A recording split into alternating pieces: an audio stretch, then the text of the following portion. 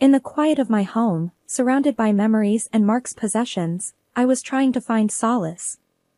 I'm Ava, a 36-year-old widow, who swapped school corridors and children's laughter for the tranquility of private tutoring. My days revolved around music lessons, Mr. Whiskers, and the constant, silent gaze of the cat-shaped video camera, my digital eye on the world that Mark left behind. The doorbell's ring broke the monotony, an unusual interruption in my carefully structured solitude. It was Lily, my younger sister, with her daughter, Emily. Their sudden appearance at my doorstep was as unexpected as a snowstorm in spring. "Hey, Ava. Just thought we'd drop by. How've you been holding up?" Lily's voice had the usual chirpiness, but her eyes, always too keen, were scanning the living room, taking in every detail. I ushered them in, a reluctant host. "I'm managing, Lily. And you?" "I heard about the divorce." Lily shrugged, a carefully casual gesture. "Oh, life happens. But look at you, living in this big house, all this luxury." Her gaze lingered on the items that were once part of Mark's daily life. "It's not luxury, Lily. It's what's left of Mark," I replied, the words heavier than I intended. As the afternoon wore on, Lily's presence, once a mere annoyance, felt increasingly oppressive. Her comments, masked as casual observations, were probing, intrusive. The house, the belongings, my life under her relentless scrutiny. And then, as they prepared to leave, Lily's parting words left me uneasy. "We should do this more often, Ava. Family should stick together, right?" Her words, though seemingly innocent, felt loaded with an unspoken agenda. I nodded, non-committal, already dreading the next unexpected ring of the doorbell. As the door closed behind them, the silence settled back in, a stark reminder of the solitude I both cherished and mourned. I glanced at Mr. Whiskers, snoozing peacefully, oblivious to the complexities of human relationships. "Looks like our quiet was just interrupted, Mr. Whiskers," I whispered, a sense of foreboding slowly creeping in. Little did I know, this was merely the prelude to the storm that was about to engulf my life. Lily's visits were becoming as predictable as they were unwelcome. It was a Tuesday, just past noon, when her knock echoed through the house, a disruptive force against the melody of a piano lesson I was conducting. My student, a shy boy of 10, jolted at the sound. I excused myself and opened the door to find Lily and Emily standing there, Lily with that all-too-familiar look of unsolicited advice ready on her lips. "Ava, darling. You really need to brighten up this place," she declared, her voice piercing the calm ambience of my home. I sighed, feeling the weight of her presence. "Lily, I'm in the middle of a lesson. Can this wait?" She breezed past me, her disregard for my words as evident as her disregard for my personal space. "Nonsense, he won't mind. Besides, I've got some great ideas for you." I followed her into the living room, my concern for my student growing. "Lily, please. This isn't a good time." But she was already surveying the room, her gaze landing on Mark's belongings, his old guitar, the stack of books he loved, the photographs of our travels together. "Ava, you could make a killing selling some of Mark's old stuff. It's just sitting here, collecting dust," she suggested, her tone casual, as if she were discussing the weather. A sharp pain clenched my heart. "Those things are not just stuff, Lily. They're memories. They're not for sale." She shrugged, her insensitivity on full display. "Memories don't pay the bills, Ava. You've got to be practical. And speaking of practical, have you thought about putting yourself out there again? It's high time you moved on." I felt the room spin slightly at her words.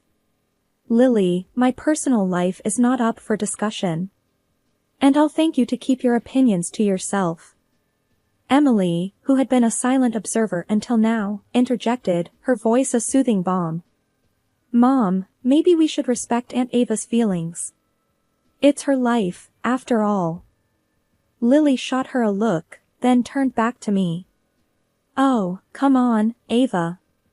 You can't bury yourself in the past forever. There's a whole world out there. New people to meet, new experiences to be had. The boy, who had been trying to focus on his sheet music, looked up, his eyes wide with a mix of confusion and curiosity.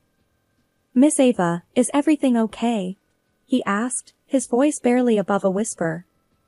I forced a smile, my heart aching with a mix of anger and sorrow. Yes, everything's fine. Let's get back to your lesson. Music is a great escape, isn't it? As I turned back to the piano, the notes we played together did little to drown out Lily's words that echoed in my head. Her presence, once merely annoying, was now a disruptive storm, uprooting the tranquility I had cultivated in my life after Mark's passing. The lesson ended, and the boy left, his glance back at the door revealing his concern. I sat there, the silence of the room now a void filled with Lily's words and the chaos they brought. Lily's visits had morphed from an annoyance into a full-blown invasion of my space. It was a Wednesday afternoon, and I was in the middle of a violin lesson with one of my most diligent students when a familiar, unwelcome knock came. I opened the door to find Lily and Emily, their presence as disruptive as a thunderclap in a quiet sky. Hi, Lily, Emily. I'm right in the middle of something, I said, hoping my tone would convey the urgency of my situation. Lily, as always, brushed off my concerns. Oh, we won't be a bother. Just carry on.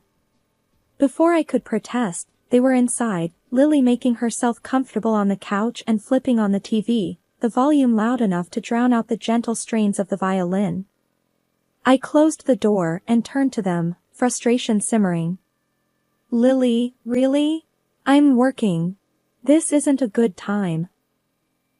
Lily waved a dismissive hand. Relax, Ava.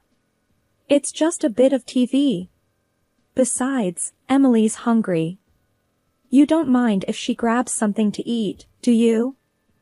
Before I could answer, Emily was already rummaging through my fridge, the quiet hum of my home now replaced by the blaring TV and the clatter from the kitchen. I returned to my student, trying to salvage the lesson, but the disturbance was too much. Notes were missed, and the focus was lost. The lesson ended early, with apologies and a promise to make up for the lost time. Once the door closed behind my student, I turned to confront Lily, my patience worn thin. Lily, this has to stop. You can't just barge in here and take over. I have students, I have a schedule, and I have my own life. Lily looked up, unfazed. Oh, lighten up, Ava. It's not like we're here all the time. And your family. Family helps each other out. I felt a surge of anger. Helping out is one thing. Taking over is another. You're disrupting my work, Lily. And Emily, going through my fridge without asking? That's not okay. Emily, who had been quietly snacking at the kitchen counter, looked up, her eyes wide. I'm sorry, Aunt Ava. I just thought. I sighed, my anger softening at her genuine apology. It's okay, Emily. Just please ask next time. Turning back to Lily, I knew I had to stand my ground. Lily, listen. I love you, you're my sister. But if you're going to come over, I need you to respect my space and my rules. The room fell silent, the tension thick. Lily got up, her movements deliberate. Fine, Ava. Have it your way. Come on, Emily, let's go. After a week of silence, Lily's knock on my door felt like a bad omen. I opened the door with a guarded expression, bracing myself for another round of uninvited chaos.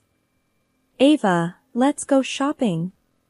A girl's day out, what do you say? Lily's voice was chirpy, but her eyes were calculating. I hesitated. I don't know, Lily. I've got a lot on my plate. Before I knew it, we were in the mall, Lily and Emily sweeping through stores like a whirlwind, piling clothes upon clothes on their arms. Ava, look at this dress. Isn't it gorgeous? Lily held up a sequined number, her face alight with excitement. It's nice, I replied, my enthusiasm failing to match hers. As we approached the checkout, Lily's demeanor changed. She patted her purse with a frown. Oh no. I think I forgot my card at home. My heart sank.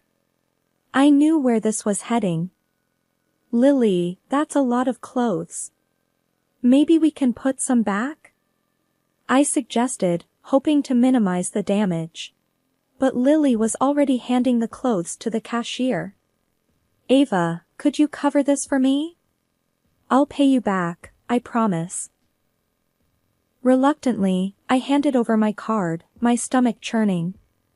The total amount flashed on the screen, a stark reminder of Lily's disregard for my finances. The ride home was tense. Lily chattered on, oblivious to my discomfort, while Emily sat quietly, her eyes apologetic. Ava, you're a lifesaver. I'll transfer the money to you first thing tomorrow, Lily declared as she got out of the car. I nodded, though I had little hope of seeing that money anytime soon. Lily, this can't happen again. I'm not a bank. Lily's smile faltered. Oh, Ava, don't be like that. We're family. And family helps each other out, right? But her words felt hollow, a poor excuse for taking advantage of my goodwill. As they disappeared into their house, I sat in my car, the weight of betrayal heavy on my shoulders. Days turned into weeks, and the echo of Lily's empty promises to repay the money for the shopping spree still hung in the air. I tried to brush it off, to focus on my lessons and the quiet comfort of my home.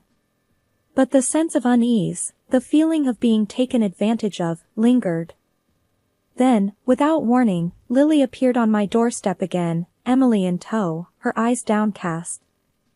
Ava, we're in a bit of a bind, Lily started, her voice carrying an all too familiar note of desperation. Emily needs school supplies, and I'm strapped right now. I felt a tug at my heart as I looked at Emily, her expression a silent plea. Despite my frustration with Lily, I couldn't bear the thought of Emily going without. Okay. I sighed, my resolve weakening. Let's go get what you need, Emily. Lily flashed a relieved smile, but it didn't reach her eyes. There was a shadow there, a hint of something more, something I couldn't quite place. We kept the shopping trip short, sticking to the essentials. But as I handed over my card to pay, a simmering anger began to bubble up within me.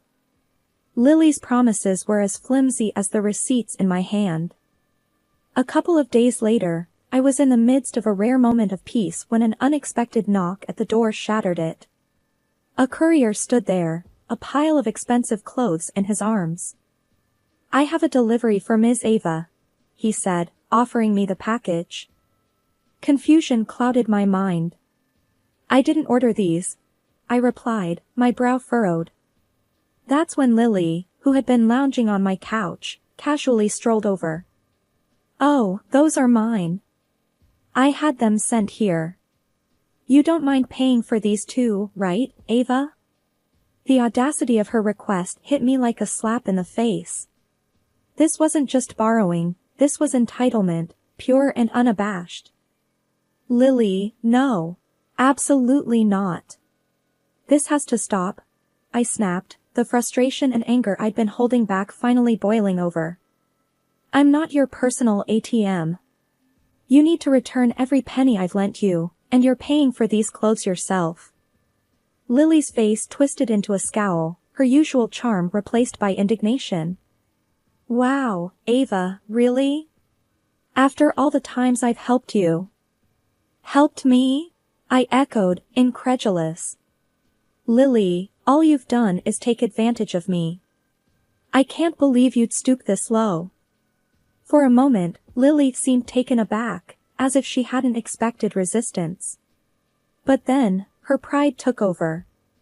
Fine, she spat, grabbing the clothes from the courier. Come on, Emily. We're leaving. They stormed out, leaving a wake of tension and unsaid words behind them. The door slammed shut, but the impact of what had just happened reverberated through the empty house. The house was silent, the kind of silence that feels heavy, filled with words left unsaid and emotions unprocessed.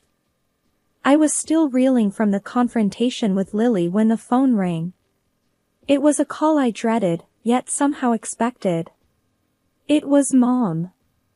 Ava, what's this I'm hearing about you and Lily?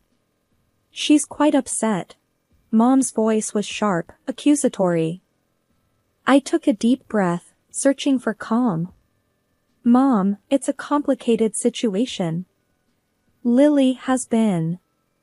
Mom cut me off, her tone brooking no argument. Complicated? It's simple, Ava. Lily is going through a tough time. You should be supporting her, not adding to her troubles. The familiar pang of being misunderstood, of being the unreasonable one, hit me hard. Mom, you don't understand. Lily's been taking advantage of my generosity. She's borrowed money and hasn't paid it back. She even. Again, Mom interrupted, her words laced with disappointment. Ava, she's your sister. Family sticks together. You have more than enough, while she's struggling. Can't you just help her out? The implication stung. Mom, it's not about the money. It's about respect. Lily feels entitled to whatever I have. Where do I draw the line? Mom's sigh was loud, exasperated. You're being dramatic, Ava. Lily needs you. We all need to pitch in when family is in trouble. I could feel the old, familiar pressure, the expectation to be the responsible one, the giver. But something had shifted within me.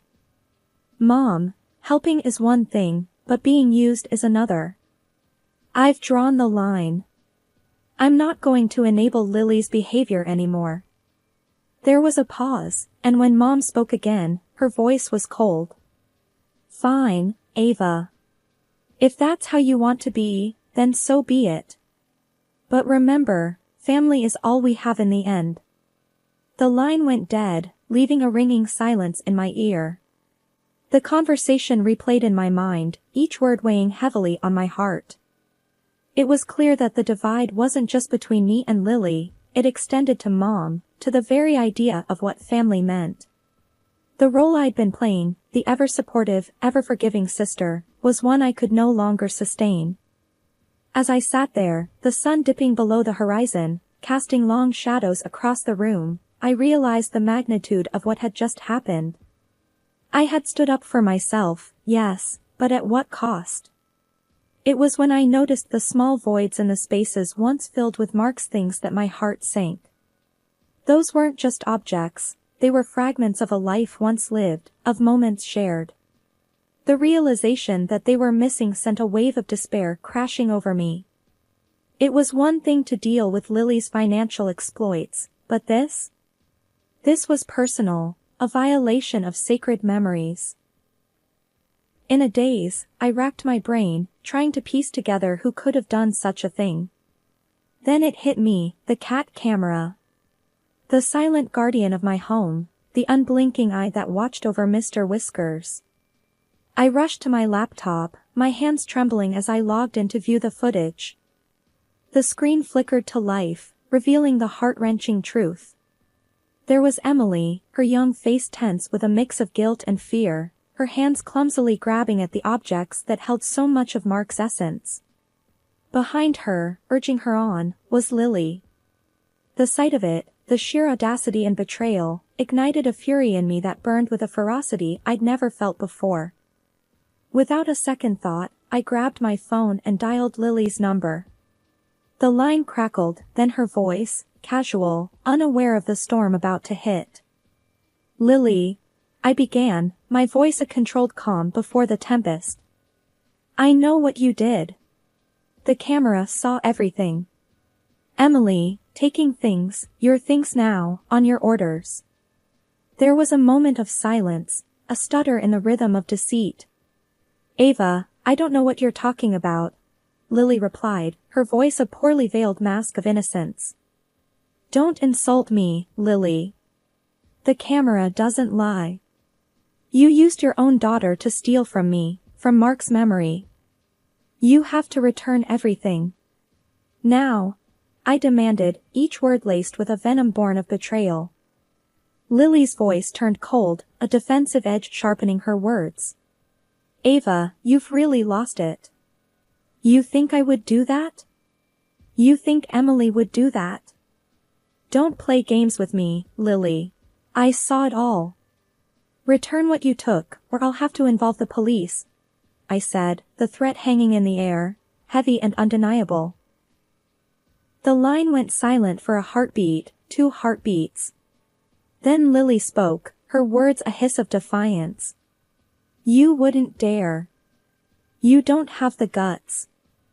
"I'm not bluffing, Lily.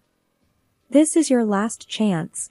Return what you took, or I'll take this further," I replied, my resolve as solid as the evidence I had. The line went dead, the silence after echoing louder than the words spoken. I sat there, the phone still in my hand, a sense of surreal disbelief mixing with the raw, unfiltered anger.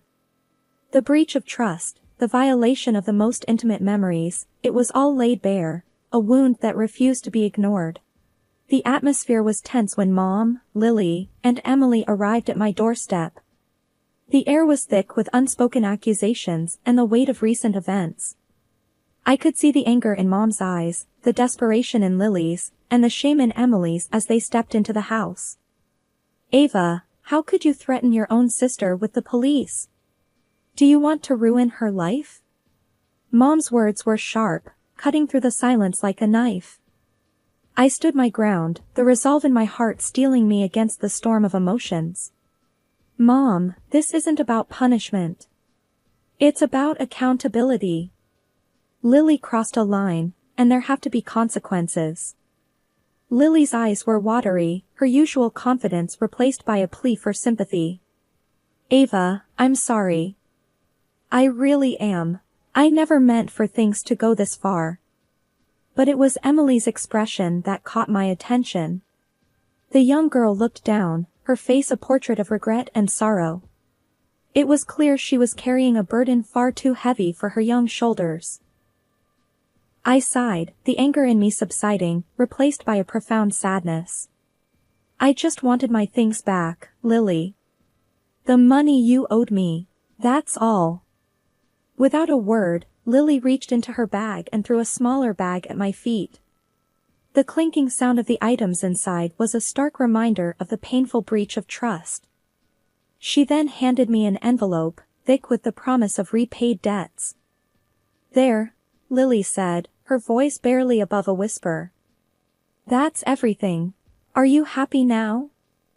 I picked up the bag and the envelope, my heart heavy. "It's not about being happy, Lily. It's about doing what's right." Mom looked at me, her expression a mix of anger and disappointment. "You've changed, Ava. You used to be forgiving, understanding. Now, look at what you've become." I met her gaze, my voice firm. "I haven't changed, Mom. I've just learned to respect myself enough to set boundaries. I wish you could understand that." The room fell silent, the tension palpable. Then, without another word, Mom, Lily, and Emily turned and left. The sound of the door closing echoed through the house, a definitive end to a painful chapter. In the quiet that followed, I realized that while the confrontation was over, the journey of healing was just beginning. I had stood up for myself, defended what was rightfully mine, but at the cost of family ties that were now more fragile than ever. The only solace in this storm was Emily. Despite everything, she remained a faint ray of hope. Our occasional correspondence, her words filled with genuine remorse and a desire to understand, offered a glimmer of a possible future, one where forgiveness and healing weren't just distant dreams.